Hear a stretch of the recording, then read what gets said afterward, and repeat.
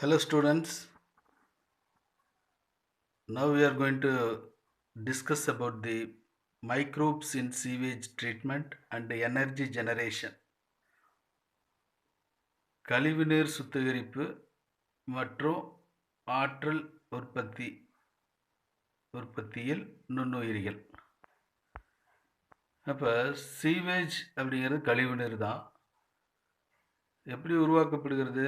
ஒவ்வொரு நாளும் cities and downs, நகரம் பெருநகரம்னு சொல்லலாம், உருவாக்கப்படுகின்ற அந்த சிட்டிஸ் நகரம் பெருநகரங்களில் உருவாக்கப்படுகின்ற மனித கழிவுகளுடன் கூடிய அந்த பயனற்ற நீர் தான் கழிவு நீர்.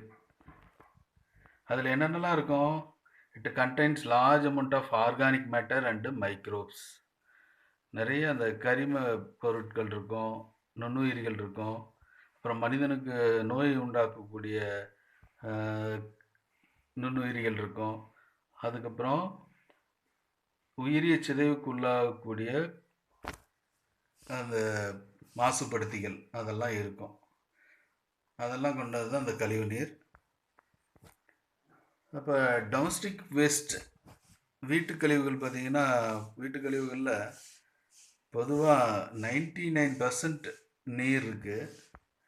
அது இல்லாமல் அந்த தொடங்குநிலை திடப்பொருட்கள் இருக்குது, மிதக்கக்கூடிய அந்த திடப்பொருட்கள் இருக்குது, மற்ற கரையக்கூடிய ஆர்கானிக் அண்டு இன்ஆர்கானிக் சப்ஸ்டன்சஸ் எல்லாம் மீதி 1% அதில் இருக்குது. அதுதான் வந்து சொல்கிறாங்க. Sewage should not be discharged directly into natural water bodies like rivers and streams. So ஆறுகள்லேயும் ஓடைகள்லேயும் நேரடியாக இந்த கழிவு நீரை கலக்க வைக்கக்கூடாது. அதற்கு முன்னாடி கழிவு நீரை வந்துட்டு நம்ம வந்து நன்னீர் ரிவர் அண்டு ஓடைகளில் விடுறதுக்கு முன்னாடி நம்ம அதை வந்து சுத்திகரிக்கணும். அந்த கழிவு நீரை சுத்திகரித்து அதுக்கப்புறம் அதை வந்துட்டு அதில் இருக்கக்கூடிய அசுத்தங்கள்லாம் எடுத்துட்டு அதுக்கப்புறம் தான் அதை வந்துட்டு நம்ம ஆறுகள்லையும் நீரோடைகள்லையும் கலக்க வைக்கணும் அப்படின்னு சொல்கிறாங்க. So before disposal sewage should be treated in sewage treatment plants. கழிவு நீர் சுத்திகரிப்பு நிலையங்களில் அதை வந்து சுத்திகரித்து அதை வந்து குறைந்த அளவு அதை வந்துட்டு மாசுக்கள் இல்லாத அளவுக்கு சுத்திகரித்து அதுக்கப்புறம் அதை நம்ம வந்து ஆறுகள்லையும் நீரோடைகள்லையும் விடலாம் அப்படிங்கிறாங்க. ஸோ இந்த மைக்ரோப்ஸ் பார்த்திங்கன்னா are allowed to grow in aerated water. இது இந்த கழிவு நீரை சுத்திகரிக்கிறதுக்கு முதல்நிலை சுத்திகரிப்பு, இரண்டாம் நிலை சுத்திகரிப்பு, மூன்றாம் நிலை சுத்திகரிப்பு அப்படின்னு மொத்தம் 3 இருக்குது. Primary water treatment, secondary water treatment, tertiary water treatment அப்படின்னு மொத்தம் 3 இருக்குது. அதெல்லாம் சாப்டர் 12 டீட்டெயிலாக நம்ம பார்க்கலாம். ஸோ அந்த மாதிரி அந்த microbes mass of bacteria floc அப்படின்னு பேர். அது வந்து பாக்டீரியாவோட திரள்கள்.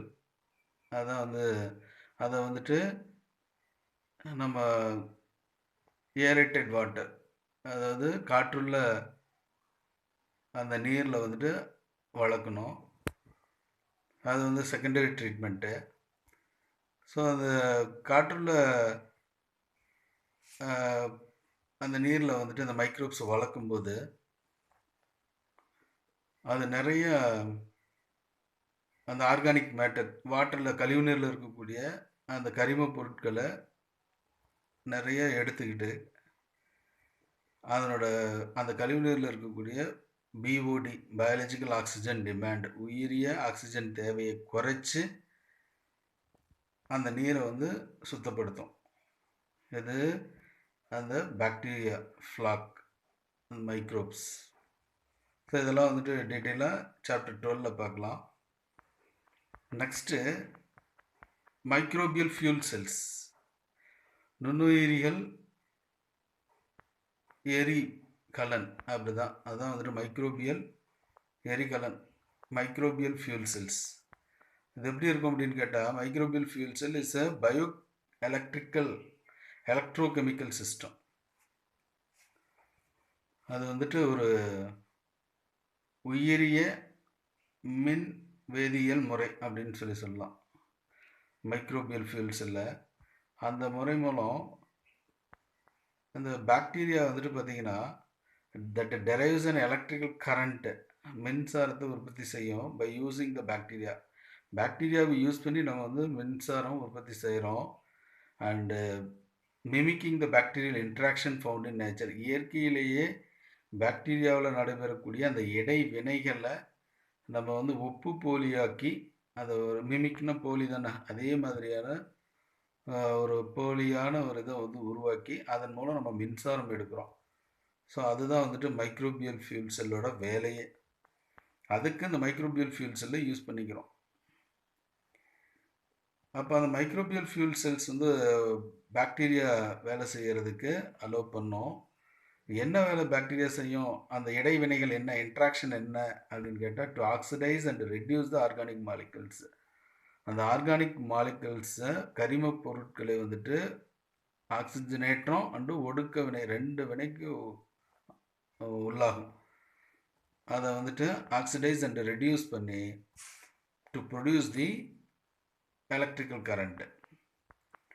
சரி, இதெல்லாம் வந்துட்டு பாக்டீரியாவில் நடக்கக்கூடிய இன்ட்ராக்ஷன் ரியாக்ஷன். இதெல்லாம் பாக்டீரியல் ரெஸ்பிரேஷன், இந்த பாக்டீரியா சுவாசிக்கும் போது is basically one big redox reaction. அது வந்து ஒரு பெரிய ஆக்சிஜனேட்டர் ஒடுக்க வினைன்னு சொல்லலாம்.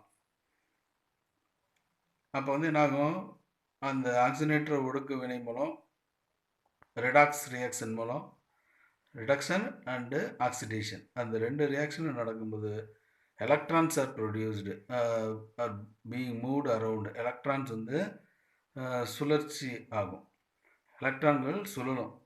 அப்படி சுழலும்போது புரோட்டான்கள் வந்துட்டு உற்பத்தி ஆகுமா? அதுதான். இப்போ மைக்ரோபியல் ஃபியூல் செல்ஸில் என்னெல்லாம் இருக்கும் அப்படின்னு கேட்டால், மைக்ரோபியல் ஃபியூல் செல்ஸ்குள்ளே நுண்ணுயிரி எரிகலனுக்குள்ளே என்ன இருக்கும் அப்படின்னு கேட்டால், ஆனோடு அண்டு கேத்தோடு.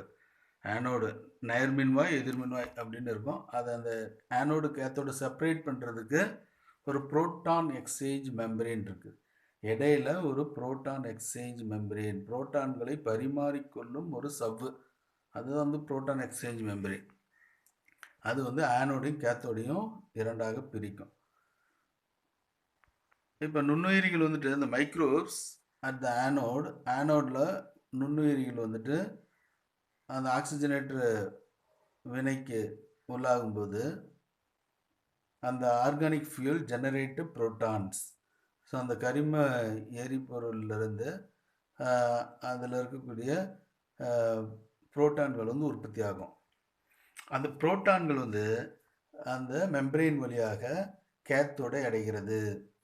அப்போ ஆனோடில் உற்பத்தி ஆகக்கூடிய அந்த புரோட்டான்ஸ், அந்த பாக்டீரியா, அந்த மைக்ரோப்ஸ் ப்ரொடியூஸ் பண்ணுற அந்த புரோட்டான் என்ன பண்ணும், அந்த புரோட்டான் எக்ஸ்சேஞ்ச் மெம்பரேன் வழியாக கேத்தோடை சென்றடையும்.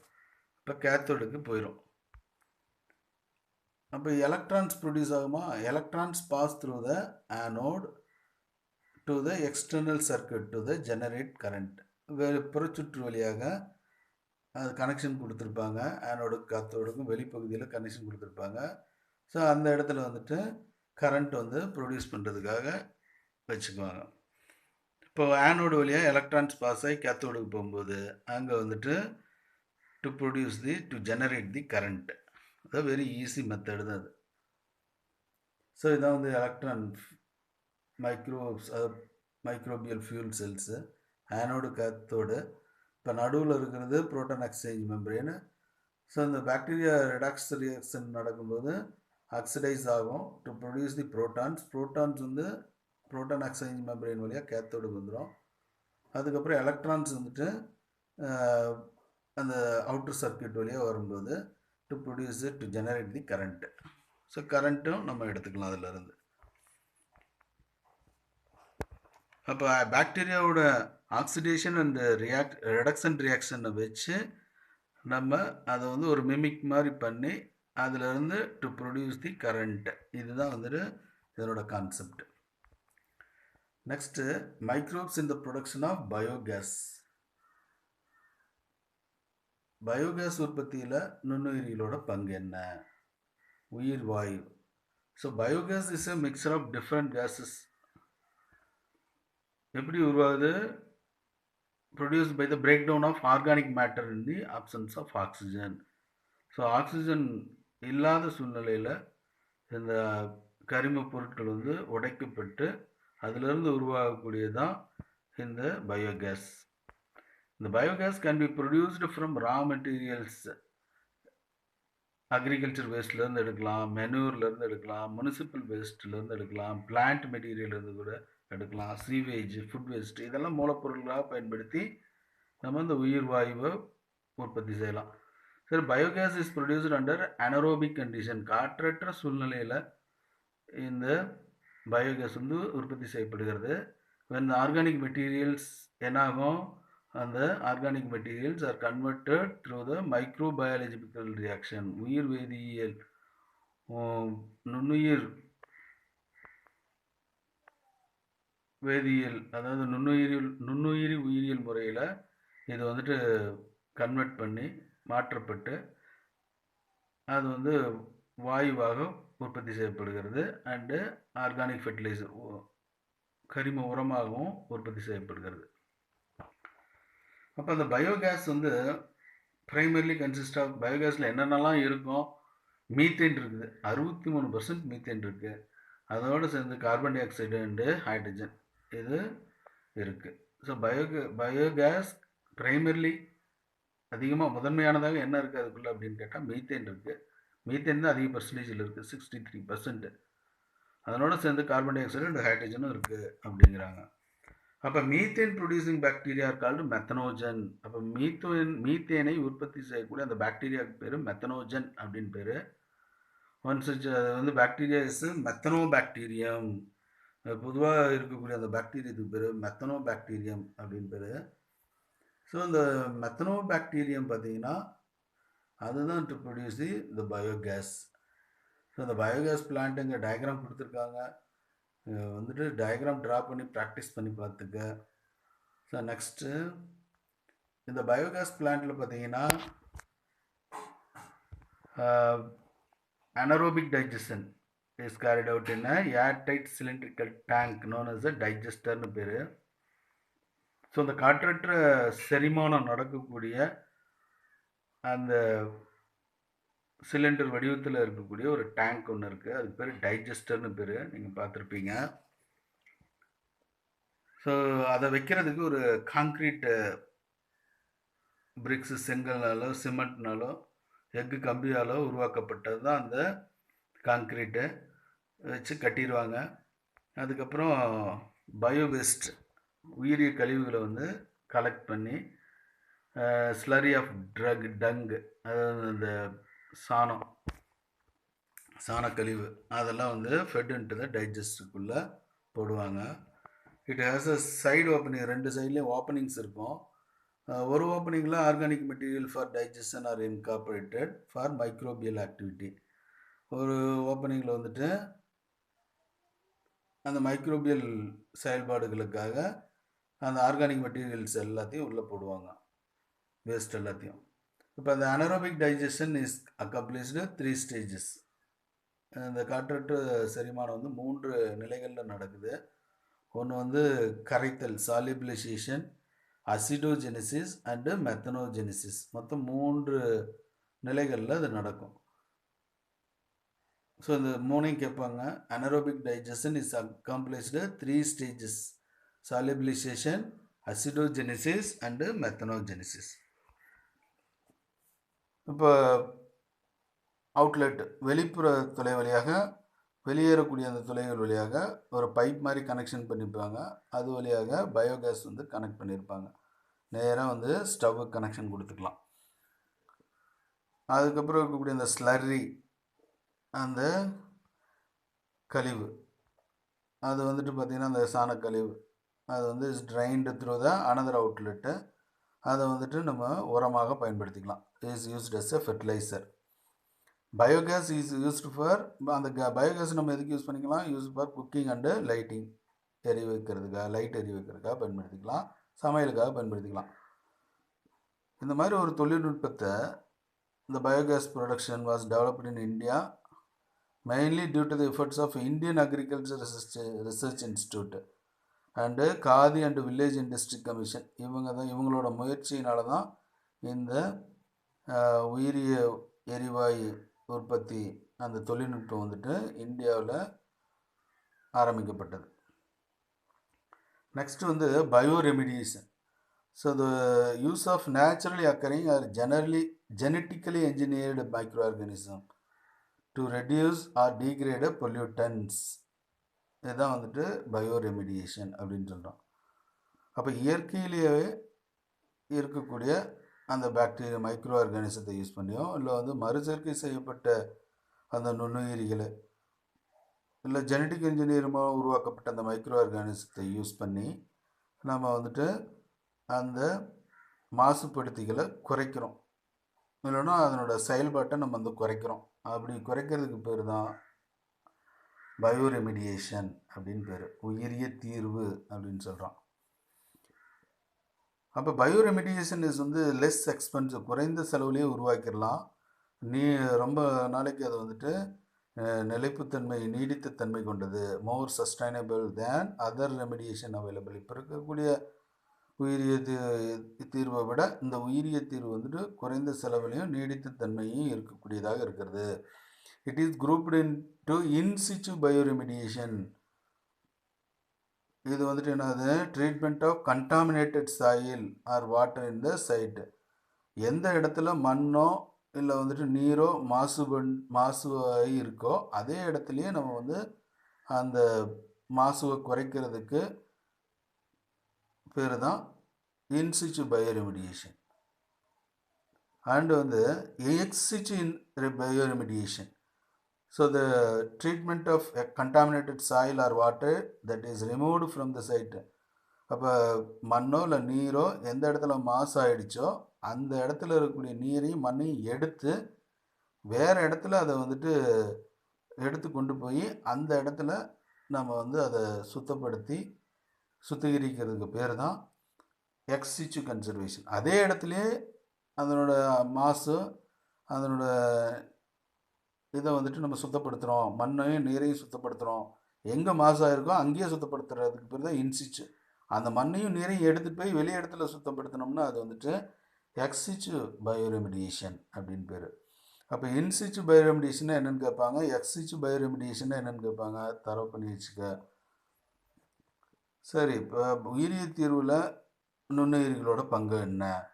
ஏரோபிக் மைக்ரோப்ஸ் அப்படின்னு இருக்கு, காற்றுள்ள சூழ்நிலையில் உருவாகக்கூடிய அந்த மைக்ரோப்ஸ், அந்த ஏரோபிக் மைக்ரோப்ஸ். இந்த மைக்ரோப்ஸ் பார்த்தீங்கன்னா degrade the pollutant in the presence of oxygen. So அந்த மாசுபடுத்திகளை அதை வந்துட்டு ஆக்சிஜன் முன்னிலையில் சிதைக்கிறதுக்கு பேர் தான், சிதைக்கக்கூடிய அந்த மைக்ரோப்ஸ் தான் ஏரோபிக் மைக்ரோப்ஸ். அந்த மாசுபடுத்திகளை ஆக்சிஜன் முன்னிலையில் சிதைக்கக்கூடிய மைக்ரோப்ஸுக்கு பேர் ஏரோபிக் மைக்ரோப்ஸ் அப்படின்னு பேர். தி மெயின்லி டீக்ரேடு, அது பொதுவாக எதையெல்லாம் சிதைக்கும் அப்படின்னு கேட்டால் பெஸ்டிசைட்ஸ், ஹைட்ரோ கார்பன்ஸ், இதையெல்லாம் சிதைக்கக்கூடியவைகளாக இது இருக்குது. சூடோமோனாஸ் புட்டிடா அப்படிங்கிறது இது வந்து ஜெனட்டிக்கலி என்ஜினியர்டு மைக்ரோ ஆர்கானிசம். இது வந்து மறுசேர்க்கை மூலமாக மரபியல் மாற்றப்பட்ட ஒரு நுண்ணுயிரி, மரபு பொறியியல் மூலம் மாற்றப்பட்ட அந்த நுண்ணுயிரி சூடோமோனாஸ் புட்டிடா. இது வந்து ஆனந்த் மோகன் சக்கரவர்த்தி வந்துட்டு அப்டைன் த பேட்டன்ட், அந்த காப்புரிமையை வாங்கி வச்சுருக்காரு. ரீகாம்பினன்ட் பாக்டீரியல் ஸ்ட்ரெயின், மரபு மாற்றப்பட்ட அந்த பாக்டீரியாவுக்கு உண்டான காப்புரிமையை ஆனந்த் மோகன் சக்கரவர்த்தி வாங்கி வச்சுருக்காரு. It is a multi plasmid hydrocarbons degrading the bacterium which can digest the hydrocarbons in the oil spills. So இந்த கடலில் கொட்டப்படுகின்ற அந்த ஆயில் அது எல்லாத்தையும் பல்வேறு வகையான ஹைட்ரோ கார்பன்களை சிதைக்கக்கூடியதாக இந்த Pseudomonas pudica genetically engineered bacterium வந்துட்டு அந்த கடலில் இருக்கக்கூடிய அந்த ஆயில், கொட்டக்கூடிய ஆயில் எல்லாத்தையுமே, எண்ணெய்கள் எல்லாத்தையும் சிதைக்கக்கூடியதாக இருக்குது. அது கடலில் கொட்டக்கூடிய ஆயிலில் எங்கே ஆயில் இருந்தாலும் சரி, அந்த ஆயில் எல்லாம் செரித்து அதை அந்த நீரை சுத்தப்படுத்துறதுக்கு இந்த ஏரோபிக் பாக்டீரியா, அதுவும் சூடோமோனாஸ் புட்டிடா வந்து பயன்படுது அப்படின்னு சொல்கிறாங்க. ஸோ அந்த மைக்ரோ ஆர்கானிசம் பார்த்திங்கன்னா ஆயில் அதை விழுங்குற மாதிரி காமிச்சிருக்கான். அதை டைஜஸ்ட் பண்ணிவிட்டு அதுக்கப்புறம் அதை கார்பன் டை ஆக்சைடாகவும் வாட்டராகவும் அது வந்து கன்வெர்ட் பண்ணி கொடுத்துரும். ஓகேவா?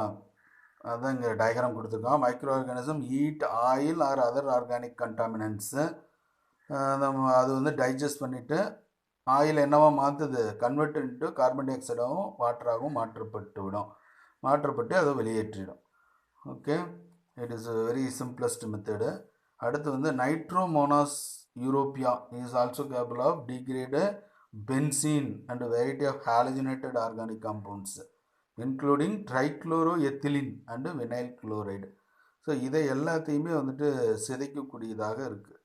இது பென்சின்னு, மற்ற variety of halogenated organic compounds, அதுக்குள்ளே இருக்கக்கூடிய அந்த ட்ரைக்ளோரோஎத்திலின், வினைல் குளோரைடு, இதெல்லாம் வந்து சிதைக்கக்கூடியதாக இந்த நைட்ரோமோனாஸ் யூரோப்பியா இருக்குது. 1 மார்க் கொஸ்டினில் 2 மார்க் கொஸ்டினில் கேட்பான், நைட்ரோமோனாஸ் யூரோப்பியோட ஃபங்க்ஷன் என்ன அப்படின்னு கேட்பான். இடியோனெல்லா சாக்கியான்சிஸ் அப்படின்னு ஒன்று இருக்குது. Is currently tried for recycling of PET plastics. PET பிளாஸ்டிக்ஸை சிதைக்கக்கூடியதாக அதை மறுசுழற்சிக்கு உள்ளாக்கக்கூடியது வேலையை இந்த இடியோனெல்லா சாக்கியான்சிஸ் ஈடுபடுது. ஸோ தீஸ் பாக்டீரியா யூஸ், இந்த பாக்டீரியா வந்துட்டு பெட்டேஸ் மெத்தேஸ் அப்படிங்கிற என்சைம் யூஸ் பண்ணி அந்த பெட் பிளாஸ்டிக்கை வந்து உடைச்சி பிரேக் டவுன் பண்ணி அதை வந்து என்னவோ கன்வெர்ட் பண்ணுது, டெராப்தலிக் ஆசிட் அண்டு எத்திலீன் கிளைக்காலாக கன்வெர்ட் பண்ணிடும். இது இந்த இடியோனெல்லா சாக்கியான்சிஸ் அப்படிங்கிற அந்த பாக்டீரியா பிளாஸ்டிக்ஸை மறுசுழற்சி செய்கிறதுக்காக சிதைக்கிறது. அந்த சிதைக்கிற வேலையை இந்த இடியோனெல்லா சாக்கியான்சிஸ் செய்யுது. எந்த என்சைம் யூஸ் பண்ணுது, மெத்தேஸ் அப்படிங்கிற அந்த என்சைம் யூஸ் பண்ணி பிரேக் டவுன் த பெட் பிளாஸ்டிக்கை என்னவா கன்வெர்ட் பண்ணுது, டெராப்தலிக் ஆசிடாகவும் எத்திலின் கிளைக்காலாகவும் மாற்றப்படுகிறது. அது வந்து இப்போ இது மூணும் பார்த்திங்கன்னா ஏரோபிக் பாக்டீரியா, காற்றுள்ள சூழ்நிலையில் சிதைக்கக்கூடியதாக இது இருக்குது. அடுத்து வந்து அனரோபிக் மைக்ரோப்ஸ் பார்த்திங்கன்னா டீக்ரேட் த பொல்யூட்டன்ஸ் இந்த ஆப்சன்ஸ் ஆஃப் ஆக்சிஜன் அற்ற சூழ்நிலையில் மாசுபடுத்திகளை சிதைக்கக்கூடிய வேலையை இந்த அனரோபிக் மைக்ரோப்ஸ் செய்யுது. அதில் வந்து டிக்ளோரோ அரோமேட்டிக்கா அப்படிங்கிறது as the ability to degrade the benzene வந்துட்டு சிதைக்கக்கூடியதாக இந்த டெக்ளோரோமோனாஸ் அரோமேட்டிக்கா இருக்குது. அது வந்து காற்றற்ற சூழ்நிலையில் oxidize the toluene and xylene. பென்சீனை வந்துட்டு அனரோபிக்கலி காற்றற்ற சூழ்நிலையில் சிதைச்சு என்னவோ மாற்றுது, to oxidize the toluene and xylene. அடுத்து வந்து ஃபெனிரோகீட்டா கிரைசோஸ்போரியம் அப்படிங்கிறது ஒரு அனரோபிக் ஃபங்கஸ். ஃபெனிரோகீட்டே கிரைசோஸ்போரியம் இது வந்து அனரோபிக் ஃபங்கஸ், ஒரு பூஞ்சை. இது exhibit the strong potential for bioremediation of pesticides, poly aromatic hydrocarbons, dyes, trinitrotoluene, cyanides, carbon tetrachloride, இது எல்லாத்தையும் சதைக்கக்கூடியதாக அது இருக்குது. நெக்ஸ்ட் வந்து டெஹலோகாக்காய்ட்ஸ் ஸ்பீசிஸ் அந்த அப்படிங்கிற ஒரு சிற்றினம் ஆர் ரெஸ்பான்சிபிள் ஃபார் அனரோபிக் பயோரெமிடியேஷன், காற்றற்ற உயிரிய தீர்வுக்கு வந்து இது வந்து அந்த நச்சுடைய அந்த ட்ரைக்ளோரோ ஈத்தீனை நச்சற்ற ஈத்தேனாக மாற்றுகிறது. டாக்ஸிக் ட்ரைக்ளோரோ ஈத்தேன் டு நான் டாக்ஸிக் ஈத்தேனாக மாற்றிடும். எது டெஹலோகாக்காய்ட் ஸ்பீசிஸ் அப்படிங்கிறது. நெக்ஸ்ட் வந்து பெஸ்டலோடியாப்சிஸ் மைக்ரோஸ்போரோ அப்படிங்கிற அந்த ஒரு இனம் சிற்றினம் பார்த்திங்கன்னா is a species of endophytic fungus அது வந்து ஒரு எண்டோஃபைட்டிக் ஃபங்கஸ். அது வந்து capable of breaking down and digesting the polyurethane. பாலியூரித்தேனை உடைத்து செரிக்கக்கூடியதாக இந்த எண்டோஃபைட்டிக் ஃபங்கஸ் இருக்குது. அதுக்கு பேர் வந்து பெஸ்டுலோடியாப்சிஸ் மைக்ரோஸ்போரோ. ஸோ இதெல்லாம் வந்துட்டு இந்த ஃபங்கஸ் பார்த்திங்கன்னா உயிரிய தீர்வுக்கு வந்து ஒரு பெரிய பங்கு அளிக்கக்கூடியதாக இருக்குது. குறிப்பாக வந்து பெரிய அளவில் இந்த நெகிழிகளை, இந்த பிளாஸ்டிக்ஸை வந்துட்டு சிதைக்கிறதுக்கு இதை பயன்படுத்தலாம். அப்படி அந்த திட்டத்துக்கு, நெகிழிகளை வந்துட்டு சிதைக்கிற அந்த திட்டத்துக்கு இந்த ஃபங்கஸை யூஸ் பண்ணிக்கலாம் அப்படின்னு ஒரு திட்டம் இருக்குது. ஸோ இந்த இடியோனல்லா சாக்கியன்சிஸ் அதனோட ஃபங்க்ஷன்ஸ் வந்து இங்கே டயக்ராம் கொடுத்துருக்கான். அந்த பெட் பாட்டில் இருக்குது. பெட் பாட்டில் ஒரு ரவுண்ட் பண்ணி காமிச்சிருக்காங்க, அதை பெருசாக காமிச்சிருக்காங்க.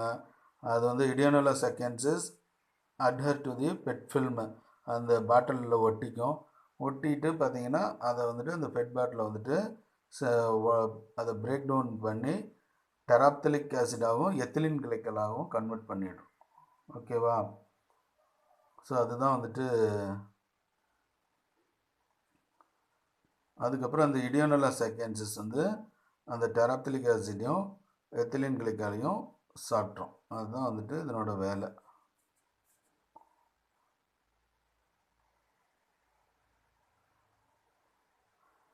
So after this, the lesson is over. We will see the successfully in the next unit and next video.